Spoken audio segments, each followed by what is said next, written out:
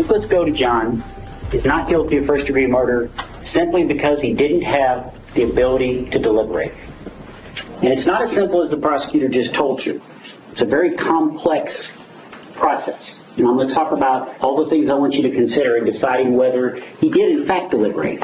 And I believe when you hear all of what we all have to say, and you think about all of the evidence, you will come to that conclusion. He did not deliberate.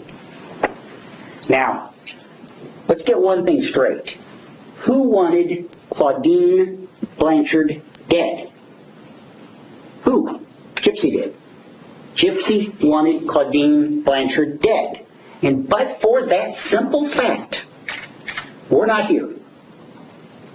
Are we? Gypsy's focus during this entire process was getting out of that home. That's all she ever thought about. What was Nicholas's focus during that entire time? Gypsy. Do you remember the interview with law enforcement when they started asking him questions about this murder? What did he talk about? Gypsy. He talked about Gypsy. This whole thing comes back to Gypsy's determination to do whatever it took, plan A, plan B, plan C, to do whatever it took to get out of that home. And we can understand that. We can absolutely understand that. She wanted out of that home so bad that she would kill her mother. And let's also not forget why she didn't kill her mother. By that I mean personally. Why didn't she kill her mother? Because she couldn't do it. She couldn't do it. You saw her. She's tiny. She's tiny. Plus, probably she just emotionally couldn't do it. But she wouldn't stop until it was done. And she was going to find somebody to do it, whatever it took. I want you to think about the ways that she set about doing this. The most important way is she did, in fact, manipulate him. She did, in fact, manipulate him. And we can call it anything we want. That's what she did. She manipulated him into doing this. And again, why did she kill her? Because in her mind, she had no choice. She wanted to have a normal life. She wanted to be a normal person. But her mother wouldn't allow it. Let's also not forget, with regard to the three plans, A, B, and C, she actually tried one of them. And I can't remember which one was which, but I think it may have been Plan A. And if you remember what that was, she wanted to run away. And she did. And what happened? Her mother brought her back. And then what happened? Things got worse. She was chained to a bed. She was deprived food. She was beaten. That's how that worked. Remember the other plan? For her to get pregnant. Why? Because if she got pregnant, well then after all, they could get married or they'd have to be together. She'd already tried running away. She'd tried everything. And so then she reaches a point where she feels like she's stuck and she's got to do something. She'd had enough. She did manipulate him, and she herself is fully capable of deception. It was her life. She is fully capable of deception because that's how she lived her life. She was trained that way by her own mother. She was trained to pretend to be sick, although much of that time she probably didn't realize that she wasn't sick. She was trained to pretend to be a child, and she got tired of that.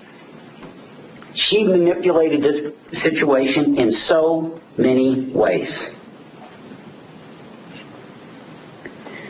There are two people in this case that in so many ways are very childlike.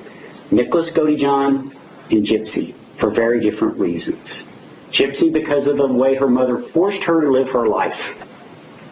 And Nicholas because of the life he had. And if you just think about some of the facts in this case, you think about what you've heard, and think about the childlike nature of some of this stuff. What did they do with the murder weapon? They put it in an envelope and mailed it to his house. With what? Her return address. Does that seem like a person that has a lot of capacity? They hung around for Springfield 2 days after this happened. For 2 days. That doesn't seem to make much sense. They went to his parents' home. They thought they were going to get married and move on with their life as if nothing happened. I think Gypsy said, hey, I thought they'd forget about me, and I could just go on living my life. They didn't realize these online conversations that went on forever about all kinds of stuff, much of it fantasy. They didn't realize that was being recorded, or they'd figure out where they went. They checked into these rooms. They used what names? Their names. They took cabs. He took a cab from his hotel right to this house. And then after the murder, what did they do? They took a cab from this house away from it. That is a childlike decision, if you think about it. A real killer would have been a whole lot more smart. At least a real killer that had the capacity to deliberate would have been a lot smarter than that. Even the texts themselves were rather juvenile. And you saw the text. Much of it was fantasy. All kinds of stuff. All kinds of fantasy.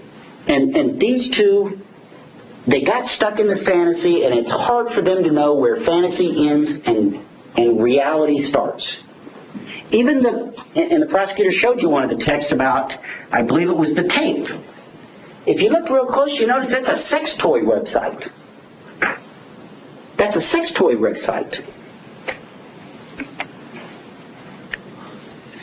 This case has to be one of the most unique cases you'll ever see in a homicide. There is a unique set of facts in this case that just doesn't seem to come around very often. Think about the unique set of facts. In some ways, everybody involved in this case is a victim, sort of. And I use that word very cautiously because I don't want to, say something outrageous. Dee Dee was certainly victimized Gypsy in horrible ways. Horrible ways.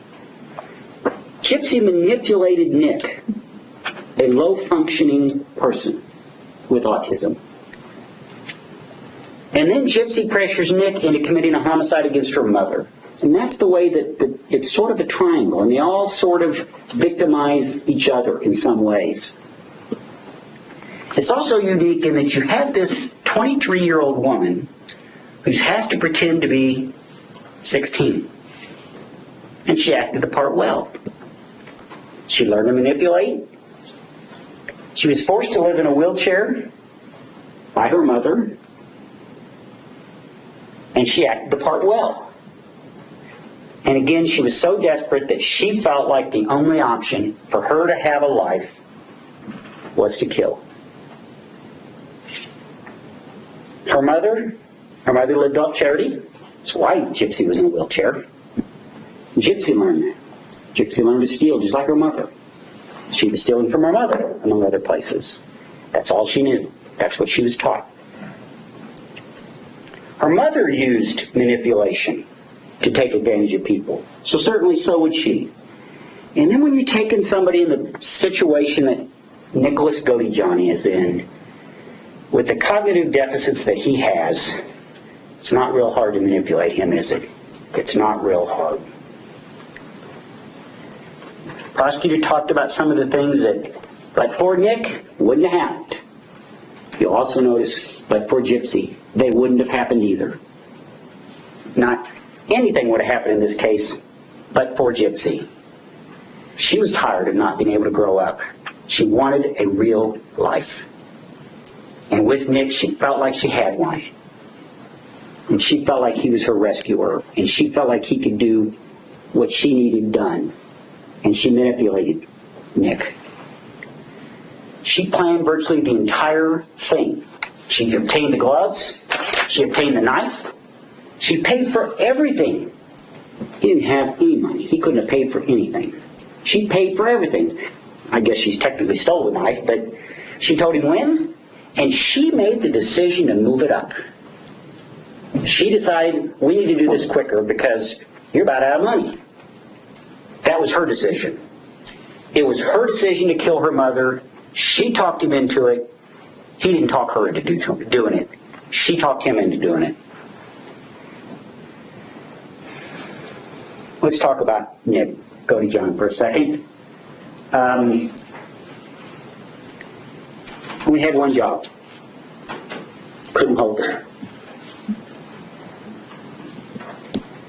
Not because he's a bad person, because he just didn't have capacity to hold the job. It wasn't a terribly difficult job, but like all jobs, it is difficult, and it's important work. It's good work, honest work. But he couldn't hold it. Didn't have a driver's license.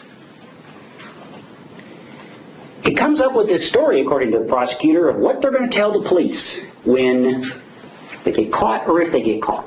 Which is interesting, since they didn't think they were going to get caught. I'm not sure why they really needed this story. But if you stop and think about this story, it doesn't even make any sense.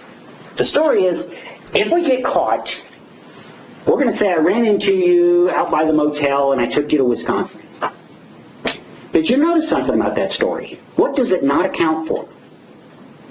Her mother's death. There's no explanation as to how they're going to explain that. It doesn't account for that. This is a story they're going to tell his mother about why gypsies in Wisconsin. That's the point of this story. Nick was so completely in love with her and so obsessed with her that he would do anything. And Gypsy knew that. And Gypsy knew that. In his mind, he thought exactly like her, that there was no alternative. He was told she tried to run away.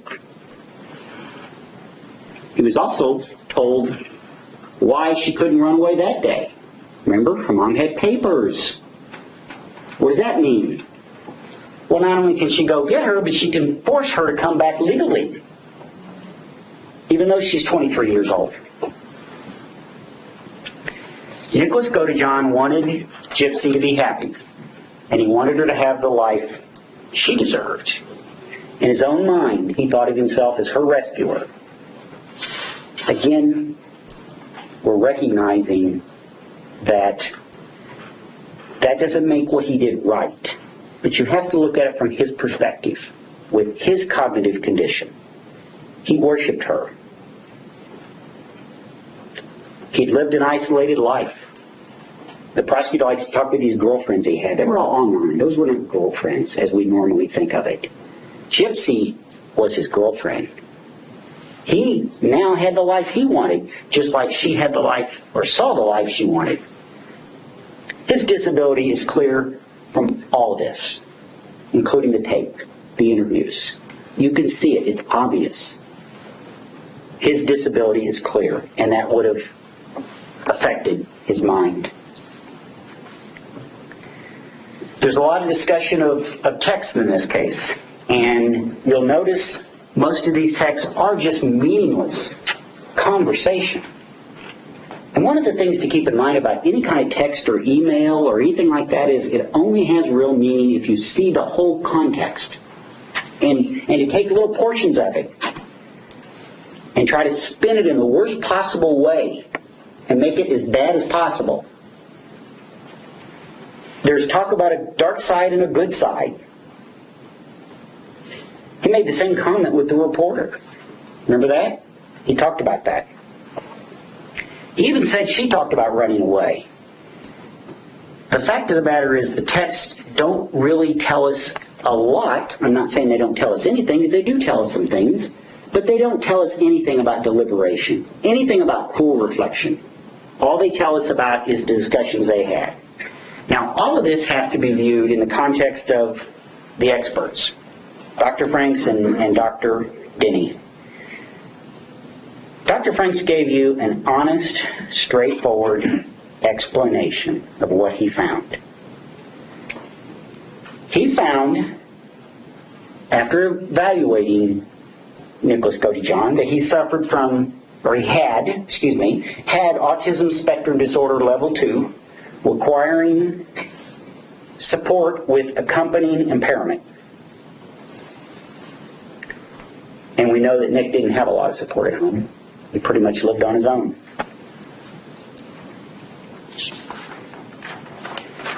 Dr. Franks felt like a person in that situation might very well struggle to deliberate. That was his opinion.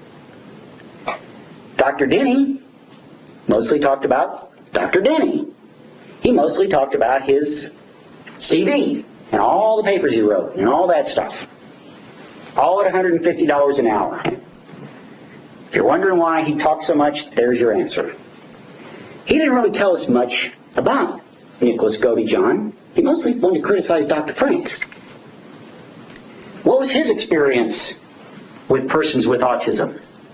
He evaluated 4 to 5. Not a whole lot of real experience. Not a whole lot of real experience.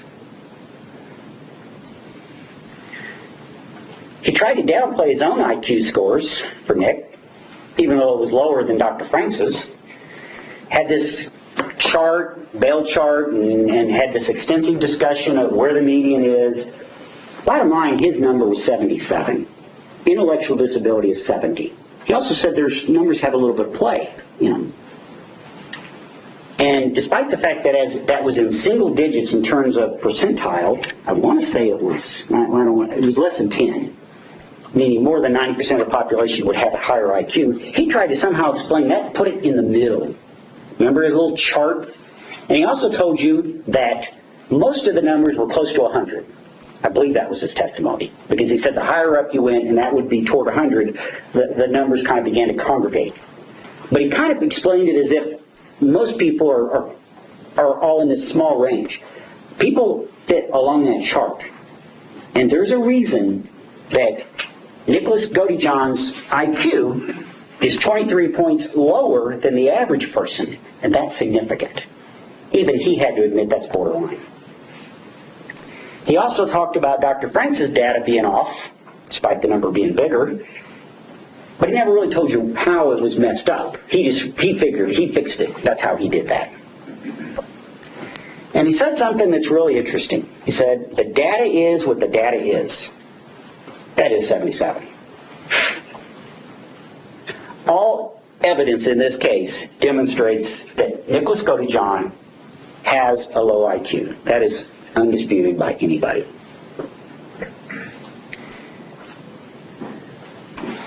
The simple fact of the matter is Nicholas Godejohn did not have the ability for cool reflection. And if you look at the instruction, and you don't have a copy, you actually may have copies, on instruction number 6, paragraph 3, the prosecutor's shown you that. And it says that defendant did so after deliberation, which means cool reflection upon the matter for any length of time, no matter how brief. Let's take the second part, or the last part first. For any length of time, no matter how brief. It's not a function of time. It doesn't say if it's less than 5 seconds or more than 5 seconds. It's saying the time, it doesn't matter, no matter how brief. The real important part is the cool reflection. That's the important part, the cool reflection. Far more important than the other part, because if you have that, it doesn't matter for how long. But you have to have it. That we don't have in this case. When you consider all the evidence, does he really have the ability to deliberate? Does he really have the capacity to deliberate, given all the evidence in this case? When you consider his cognitive disorder, when you consider the pressure she put on him to do this, her unwillingness to consider other alternatives. He talks about his dark side. And he still talked about that when he was interviewed by, I believe, the reporter.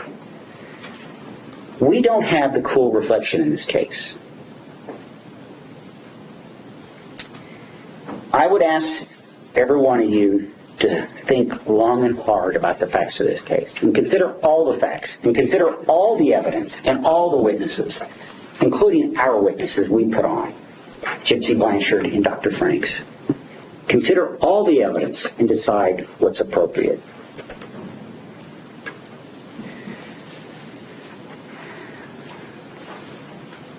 And have some compassion for everybody in this case.